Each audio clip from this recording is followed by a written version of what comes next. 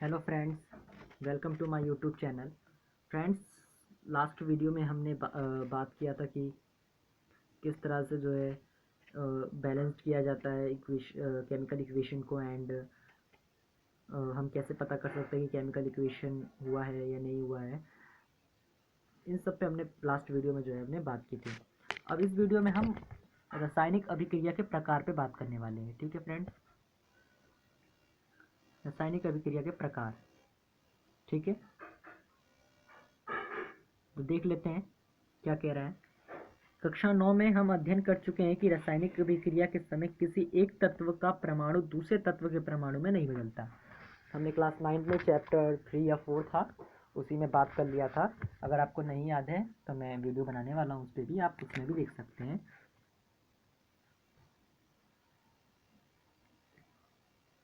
ठीक है, क्लास 9 और टॉपिक है हमारा अभिक्रियाओं के प्रकार। मतलब कि जो ए है वो बी में कन्वर्ट नहीं होता। ठीक है, ये कहने का मतलब एक तरह से ना तो कोई परमाणु मिश्रण के बाहर जाता है और ना ही परमाणु मिश्रण के अंदर आता है। ठीक है, ये भी नहीं होता। तो फिर होता क्या है? वास्तव में किसी रासायनिक अभिक्रिया में परमाणु के आपसी आबंध के टूटने एवं जुड़ने से नए पदार्थों का निर्माण होता है। परमाणु के बीच विभिन्न प्रकार के आबंध के बारे में हम अध्याय 3 तथा अध्याय 4 में अध्ययन करेंगे। ठीक है, तो मैं आपको बताने वाला हूँ रासायनिक अभिक्रिया के प्रकार। यहाँ से और यहाँ तक जो है मोस्ट इम्पोर्टेंट है, मोस्ट इम्पोर्टेंट है। ठीक है, तो आप जरूर से पढ़ लें। उसके बाद है संयोजन अभिक्रिया। ठीक है, संयोजन अभिक्रिया के बारे में बात कर लेते हैं। संयोजन अभिक्रिया होती क्या है? संयोजन अभिक्रिया की डेफिनेशन से पहले आपको एक जो है दिया हुआ है एक्टिविटी पर देख लेते हैं। एक्टिविटी क्या कह रहा है? एक बीकर में थोड़ा कैल्शियम ऑक्साइड तथा भुजा हुआ चूना लीजिए। कैल्शियम ऑक्साइड भी ले लिया और भुजा हुआ चूना भी ले लिया हमने बीकर में। ठीक है, अब उसमें धीरे धीरे जल मिलाइए। ठीक है, जल भी मिला देते हैं हम। अब बीकर को स्पर्श कीजिए। आप क्या देखते हैं? आपके घर में पुताई होती है, चूना आता है, चूने में पानी डालते हो, आप फिर चूने को स्पर्श करते हो, आपको थोड़ा गर्माहट सा महसूस होता होगा। आप कभी करना, आपके घर में चूना वगैरह होगा तो आप करना। तो ये क्यों होता है, इसका कारण एक बार देख लेते हैं।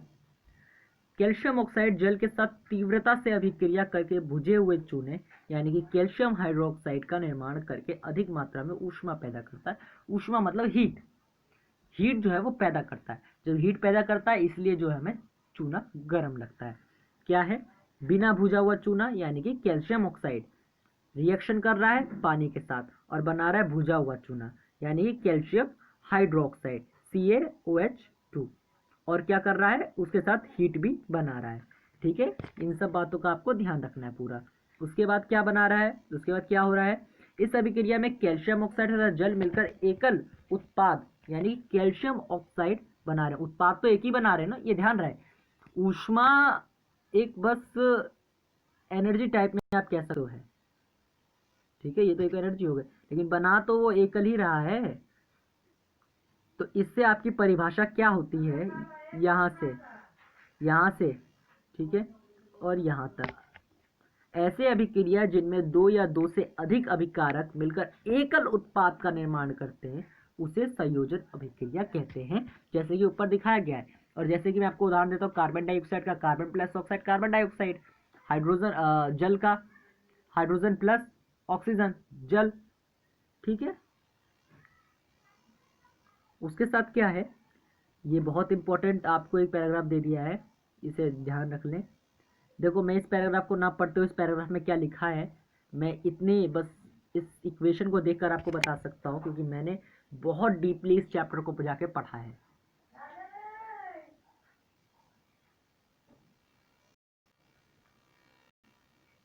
ठीक है, और ये चैप्टर क्या कहता है? चैप्टर कहता है कि आपके घर में सफेदी होती है, आपने कैल्शियम हाइड्रोक्साइड जैसा कि ऊपर दिखाया गया है भुजा हुआ चूना और जल को मिलाया, क्या बना आपका? बिना भुजा हुआ चूने और जल को मिलाया बन गया भुजा हुआ चूना। भुजा हुआ चूना बन गया। अब उसे आपने पोत दिया दीवारों पर। ठीक है, अब ये धीरे धीरे करेगा किसके साथ, वहाँ के एटमॉस्फेयर के साथ, वायुमंडल के साथ धीरे धीरे, वहाँ की वायु के साथ धीरे धीरे रिएक्शन करेगा और रिएक्शन करके बहुत पतली परत बना देगा कैल्शियम कार्बोनेट की। ठीक है, कैल्शियम कार्बोनेट की परत बना देगा। और आप देखना कि जब आप पुताई करते हो ठीक है, उसके बाद जो है 2-3 दिन बाद या 4-5 दिन बाद आप देखते हो, तब जाके चमक आती है उस पर दीवारों पे, तब जाके चमक आती है। जिस दिन कलर करते हो उस दिन चमक नहीं आती, उसके 3-4 दिन बाद चमक आती है, क्योंकि धीरे धीरे रिएक्शन होता है और वो चमक सिर्फ और सिर्फ कैल्शियम कार्बोनेट की परत होती है। ठीक है, और नीचे आपको सूत्र भी दिया हुआ है, इसका रूल भी दिया हुआ, calcium hydroxide plus carbon dioxide, यानी वो कार्बन डाइऑक्साइड के साथ रिएक्शन करता है और बनाता है आपका कैल्शियम कार्बोनेट और जल बनाता है। इत्तेफाक से संगमरमर का भी जो रूल होता है वो होता है कैल्शियम कार्बोनेट। ठीक है, उसके बाद आगे आते हैं। आगे आपके कुछ जैसे कि मैंने आपको ऊपर ही बताया, कार्बन डाइऑक्साइड भी इसका उदाहरण है, कोयले का दहन दिया हुआ है, जल भी इसका उदाहरण है। ठीक है, उसके बाद क्या है, सरल शब्दों में हम कह सकते हैं कि जब 2 या 2 से अधिक पदार्थ संयोग करके एकल उत्पाद का निर्माण करते हैं तो संयोजन अभिक्रिया होती है। ठीक है, ये हो सकता है। उसके साथ साथ अधिक मात्रा में ऊष्मा उत्पन्न हुई है। 1.4 एक्टिविटी में हम देखते हैं कि ऊष्मा उत्पन्न हुई, यानी हीट निकली है, तो हीट भी निकली है, तो इससे अभिक्रिया मिश्रण गर्म हो जाता है। ठीक है, जिन अभिक्रियाओं में उत्पाद के निर्माण के साथ साथ ऊष्मा भी, मतलब कि कोई रिएक्शन है, उस रिएक्शन में उत्पाद यानी कि प्रोडक्ट के साथ साथ अगर हीट भी हमें जो है मिलती है तो हम कह सकते हैं कि वह ऊष्माक्षेपी अभिक्रिया भी है। यानी कि ये वाली अभिक्रिया संयोजन अभिक्रिया भी हुई, 1.4 में जो अभिक्रिया हुई है वो संयोजन अभिक्रिया भी है और ऊष्माक्षेपी अभिक्रिया भी है।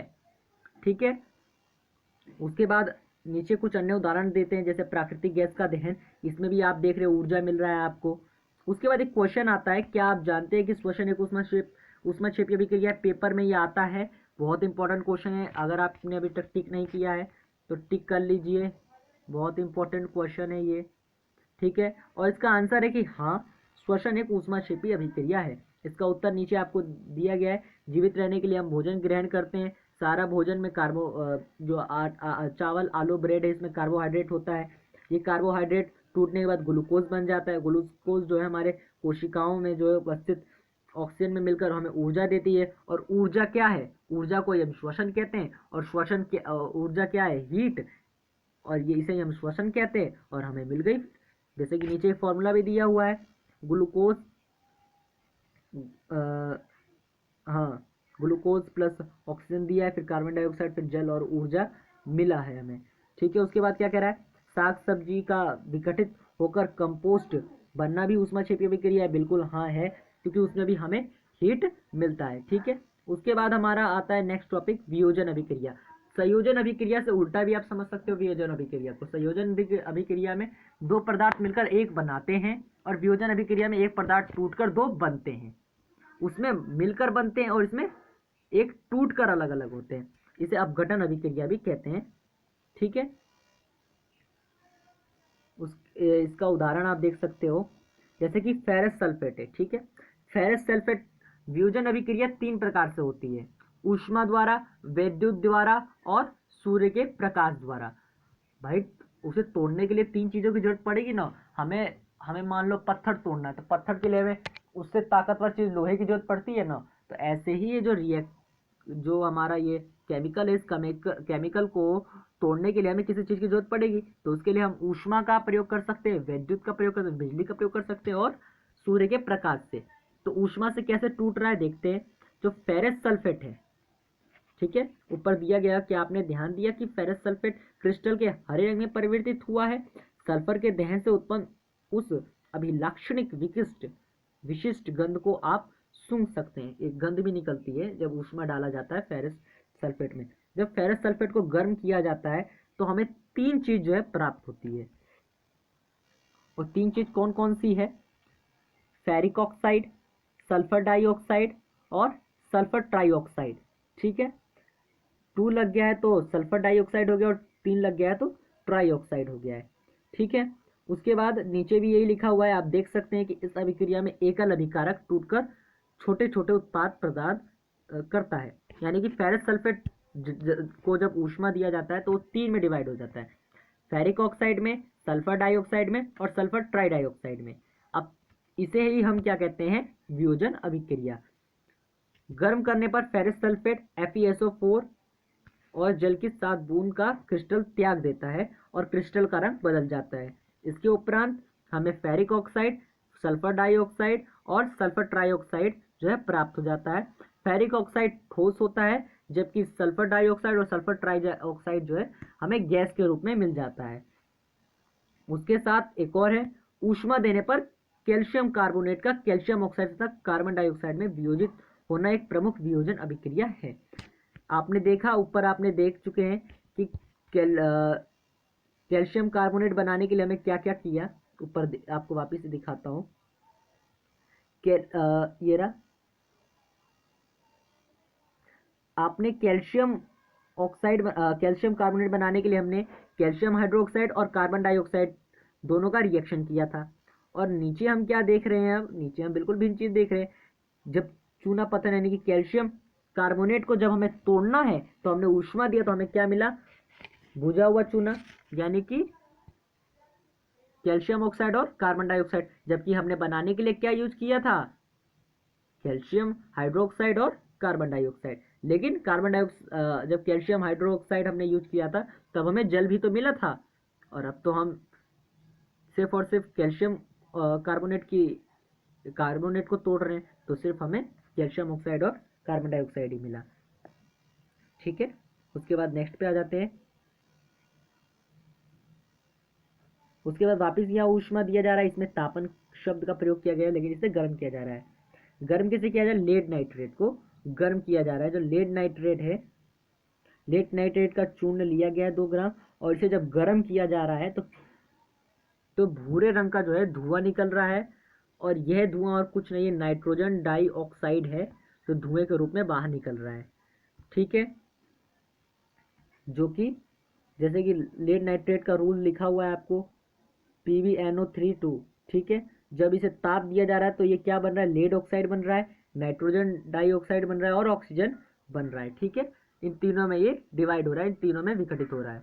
ठीक है, उसके बाद 1.7 जो एक्टिविटी है वो एक्टिविटी है विद्युत की। इसमें हम ये देखेंगे कि वियोजन अभिक्रिया विद्युत के द्वारा कैसे जो है टूटता है। आखिर विद्युत की क्या रोल रहता है वियोजन अभिक्रिया में। हमने अभी तक तापन का रोल देखा था, अब हम विद्युत का रोल देखेंगे। ठीक है, तो 1.7 एक बहुत जो है इम्पोर्टेंट है, तो मुझे लगता है कि इसके लिए हमें एक अलग ही जो है अलग एक्टिविटी की, हमें एक अलग वीडियो की आवश्यकता होगी। तो हम एक अलग वीडियो में जो है इस पर डिस्कशन करेंगे। आप इस पर टिक कर लीजिए, एक अलग वीडियो मेरे द्वारा बनाया जाएगा, उस पर जो है मैं आपको दिखा दूंगा इसे अच्छे से। अब हम देखते हैं सूर्य के प्रकाश का।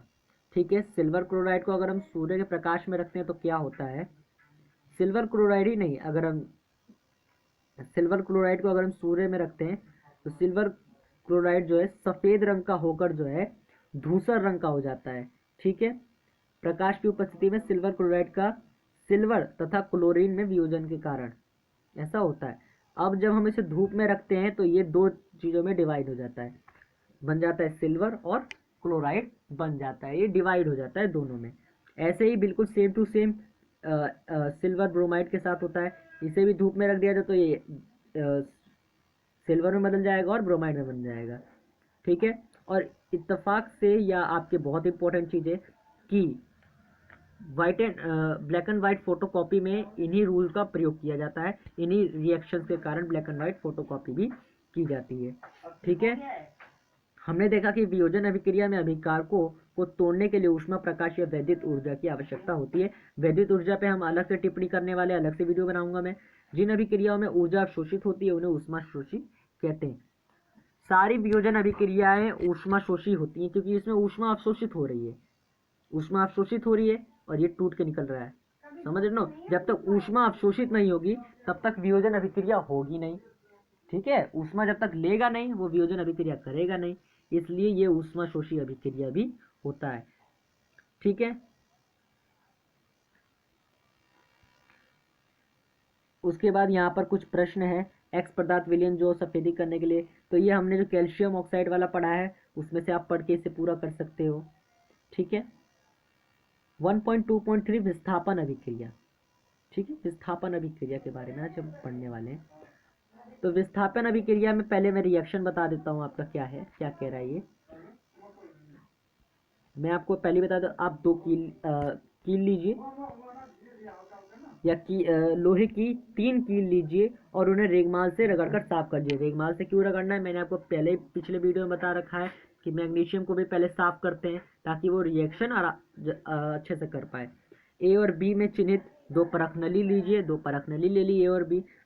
प्रत्येक परख नली में 10 मिलीलीटर कॉपर सल्फेट डालिए, कॉपर सल्फेट भी हमने डाल लिया। दोनों को सावधानी पूर्वक कील में बांधकर जो है डुबो दीजिए ए और बी में, 20-20 मिनट तक रखिए और उसके बाद निकालिए। ठीक है, यहाँ पर एक चित्र दिया हुआ है, पहले कील कैसी थी और बाद में कील कैसे हो गई। ठीक है, पहले कैसा था और बाद में कैसा हो गया। अब मैं आपको ये बताना चाहता हूँ लोहे की कील का रंग भूरा क्यों हो गया तथा कॉपर सल्फेट के विलयन का रंग नीला क्यों पड़ गया। इसका कारण ये है Fe यानी लोहा और CuSO4 यानी कॉपर सल्फेट। ठीक है, Fe और कॉपर सल्फेट। तो अब हमने इसमें क्या देखा कि जो Fe है उसने कॉपर सल्फेट में से सल्फेट को जो है विस्थापित कर लिया, यानी कि एक तरह से छीन लिया। Fe यानी कि लोहा ताकतवर था और लोहे ने जो है कॉपर सल्फेट से कहा कि अब मैं तुझ में से कॉपर सल्फेट जो है लेना चाहता हूँ, और जो कॉपर सल्फेट है उसने कॉपर सल्फेट में से सल्फेट जो है उसने ले लिया और इस तरह से अब ये आयरन सल्फेट बन जाता है। और अब आयरन सल्फेट बनने के कारण जो कॉपर है वो कॉपर अकेला हो जाता है। ठीक है, उसके बाद इसी तरह से हम दूसरा रिएक्शन भी देख लेते हैं जहाँ पर जिंक और कॉपर सल्फेट की बात हो रही है। अब जिंक और कॉपर सल्फेट की बात जब जहाँ हो रही है वहाँ हम ये समझ रहे हैं कि जिंक प्लस कॉपर सल्फेट, यानी कि जिंक का रिएक्शन अगर कॉपर सल्फेट से करेंगे तो यहाँ पर जिंक पावरफुल है, जिंक वापस से कॉपर सल्फेट में से सल्फेट को ले लेगा तो अब वो बन जाएगा जिंक सल्फेट और कॉपर वापस से अकेला हो जाएगा। ऐसे ही लेड में भी है, लेड कॉपर क्लोराइड में से क्लोराइड को छीन लेगा और कॉपर अकेला हो जाएगा और क्या बन जाएगा, लेड क्लोराइड और कॉपर। जो ये पूरा इस सिस्टम है जिस तरह से रिएक्ट कर रहा है, इस रिएक्ट को कहा जाता है विस्थापन अभिक्रिया। क्या कहा जाता है, विस्थापन अभिक्रिया। उसके बाद आपका आता है द्विविस्थापन अभिक्रिया। कौन सा विस्थापन अभिक्रिया, द्विविस्थापन अभिक्रिया। वैसे इस विस्थापन अभिक्रिया को एकल विस्थापन अभिक्रिया कहते हैं और दूसरे वाले को द्विविस्थापन अभिक्रिया भी कह सकते हैं, पर हम विस्थापन अभिक्रिया और द्विविस्थापन अभिक्रिया में ही बात करेंगे। अब द्विविस्थापन अभिक्रिया क्या होता है, क्वेश्चन उठना होता है तो रिएक्शन में भी द्विविस्थापन अभिक्रिया और विस्थापन अभिक्रिया से उठता है, संयोजन अभिक्रिया एवं वियोजन अभिक्रिया से कम उठता है। अब हम क्या देखते हैं, हम देखते हैं कि श्वेत रंग के एक पदार्थ का निर्माण होता है तो जल में अविलय है और अविलय पदार्थ को अवक्षेप कहते हैं। ठीक है, ये ऊपर हमने एक रिएक्शन देखा है, रिएक्शन में क्या किया इन्होंने, सोडियम सल्फेट लिया है यानी NaSO4 लिया है और बेरियम क्लोराइड यानी BaCl2 लिया है इन्होंने। अब इन दोनों को आपस में मिला रहे हैं, तो मिलाने के बाद अब जो होगा वो होगा डबल डिस्प्लेसमेंट रिएक्शन, यानी कि द्विविस्थापन अभिक्रिया। डबल डिस्प्लेसमेंट रिएक्शन से क्या होगा, जो दोनों हैं वो एक दूसरे के आयन जो हैं उसे विस्थापित कर लेंगे, यानी कि जो सोडियम है वो क्लोराइड को विस्थापित कर लेगा और जो बेरियम है वो सल्फेट को विस्थापित कर लेगा। जैसे कि नीचे एक रिएक्शन दिया होगा आपको, जैसे कि आप यहाँ देख रहे हो, सोडियम सल्फेट बेरियम क्लोराइड। ठीक है, सोडियम सल्फेट और बेरियम क्लोराइड जब ये दोनों रिएक्ट करते हैं तो क्या बनते हैं, बेरियम सल्फेट और सोडियम क्लोराइड। अब एक क्वेश्चन ऐसा भी है कि Ba2+ तथा SO4-2 की अभिक्रिया में BaSO4 के अवक्षेप का निर्माण होता है। ठीक है, और ऐसा क्यों होता है, तो इसका कारण यहाँ नीचे दिया हुआ है। एक अन्य उत्पाद सोडियम क्लोराइड का भी निर्माण होता है तो विलयन में ही रहता है। वे अभिक्रिया जिनमें अभिकारकों के बीच आयनों का आदान प्रदान होता है द्विविस्थापन अभिक्रिया कहलाता है। जैसा कि मैंने आपको बताया यहाँ सोडियम सल्फेट है या बेरियम क्लोराइड है, तो अब सोडियम सल्फेट ने क्या किया, सोडियम सल्फेट ने क्या किया मैं आपको बताना चाहूँगा। इसने क्या विस्थापित किया, इसने क्लोराइड को विस्थापित किया और बेरियम ने जो है सोडियम उसे विस्थापित किया सोडियम को, तो क्या बन गया, ये और ये सोडियम क्लोराइड और बेरियम क्लोराइड। ठीक है, ठीक है। उसके बाद अब हमारी जो नेक्स्ट रिएक्शन है वो है उपचयन और अपचयन। ठीक है, उपचयन और अपचयन देख लेते हैं क्या कह रहा है। इसके साथ एक्टिविटी दी हुई है। चाइना डिश में 1 ग्राम कॉपर चूर्ण लेकर उसे गर्म कीजिए। गर्म कर देते हैं हम लोग। गर्म करने के बाद हम क्या देखते हैं, अब जो काली परत चढ़ जाती है उस पर, ठीक है, काली सी परत आ जाती है, वो क्या है। तो इसमें यह देखा जाता है कि यह कॉपर ऑक्साइड कॉपर में ऑक्सीजन के योग से बनता है। जो कॉपर है, जब हमने उसका चूर्ण लिया, उसे गर्म किया, तो वहाँ ऑक्सीजन का जो है एक रिएक्शन हुआ और उसने क्या बना दिया, कॉपर ऑक्साइड बना दिया। ठीक है, यदि इस गर्म पदार्थ कॉपर ऑक्साइड के ऊपर हाइड्रोजन गैस प्रभावित की जाए तो सतह की काली परत जो है वो भूरे रंग की हो जाएगी। यानी कि जो हमने कॉपर ऑक्साइड बनाया है, अब उसके अंदर ऊपर से अगर हम नाइट्रोजन गैस को छोड़ दें तो क्या हो जाएगा, वो भूरे रंग की परत हो जाएगी, क्योंकि अब जो हम एकदम उल्टा रिएक्शन कर रहे हैं। ठीक है, और विपरीत अभिक्रिया संपन्न होती है तथा कॉपर प्राप्त होगा। जैसे कि कॉपर ऑक्साइड के ऊपर हमने हाइड्रोजन गैस प्रवाहित की तो क्या हो जाएगा, कॉपर बन जाएगा और उसके साथ हमें जल भी मिल जाएगा। अभिक्रिया के समय जब किसी पदार्थ में ऑक्सीजन की वृद्धि हो जाती है, यानी कि ऑक्सीजन ज़्यादा हो जाता है और नाइट्रोजन कम हो जाता है या नाइट्रोजन समाप्त हो जाता है, तो हम कह सकते हैं कि उसका उपचयन हुआ है। ठीक है, ऑक्सीजन ज़्यादा हो जाता है तो उपचयन हुआ है। तथा अभिक्रिया में किसी पदार्थ में ऑक्सीजन का ह्रास हो जाता है, यानी कि ऑक्सीजन कम हो जाता है, तो हम कहते हैं कि उसमें अपचयन हुआ है। ठीक है, अपचयन और उपचयन समझ गए आप लोग। जब ऑक्सीजन ज़्यादा आया है तो उपचयन, ऑक्सीजन कम हो गया तो अपचयन। अभिक्रिया में कॉपर 3 ऑक्साइड में ऑक्सीजन का ह्रास हो रहा है, इसलिए ये अपचयित हो रहा है। ठीक है, हाइड्रोजन में ऑक्सीजन की वृद्धि हो रही है, इसलिए ये उपचयित हो रहा है। ठीक है, ऑक्सीजन की वृद्धि हो रही है तो उपचयित, और ऑक्सीजन की कमी हो रही है तो अपचयित। किसी अभिक्रिया में एक अभिकारक उपचयित तथा दूसरा अभिकारक अपचयित होता है। इस अभिक्रिया को उपचयन अपचयन अभिक्रिया या रेडॉक्स अभिक्रिया भी कहते हैं। ठीक है, जैसे कि यहाँ पर दिया गया है आपको डायग्राम, ये देखिए, इसमें क्या है, कार्बन डाई कह रहा हूँ, कॉपर ऑक्साइड और हाइड्रोजन गैस। अब इसमें क्या दिया जा रहा है, इसमें उपचयन भी है, इसमें उपचयन भी है, ठीक है, और इसमें अपचयन भी है।